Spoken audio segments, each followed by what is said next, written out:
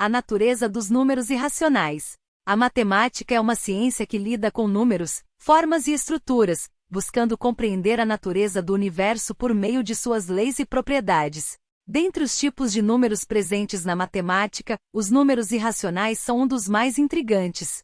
Os números irracionais são aqueles que não podem ser expressos como uma fração simples, ou seja, como uma divisão entre dois números inteiros. O número π, a constante matemática que representa a relação entre a circunferência e o diâmetro de um círculo, é um exemplo de número irracional, assim como a raiz quadrada de 2. A natureza dos números irracionais foi objeto de muitos debates ao longo da história da matemática. No século V a.C., o filósofo grego Pitágoras acreditava que todos os números poderiam ser expressos como frações e, portanto, os números irracionais não existiam.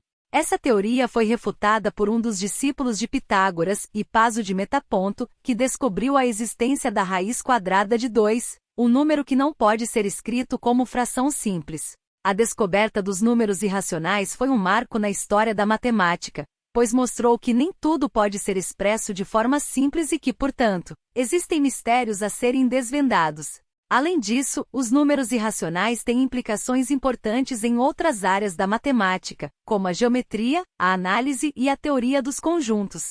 A geometria, por exemplo, utiliza os números irracionais para medir o comprimento de uma curva ou a área de uma figura. Já a análise, que estuda os conceitos de limite, derivada e integral, utiliza os números irracionais para definir funções contínuas e diferenciáveis. Na teoria dos conjuntos, os números irracionais são utilizados para construir os números reais a partir dos números racionais. Os números irracionais também têm implicações na física, na biologia e em outras áreas do conhecimento. Na física, por exemplo, a constante de Planck, que representa a menor quantidade de energia que um sistema quântico pode possuir, é um número irracional. Na biologia, a proporção áurea, uma relação matemática presente na disposição das folhas em um caule ou nas espirais de uma concha, é um número irracional. Em resumo, os números irracionais são fundamentais na matemática e em outras áreas do conhecimento, por permitirem a medição e o cálculo de grandezas que não podem ser expressas de forma simples.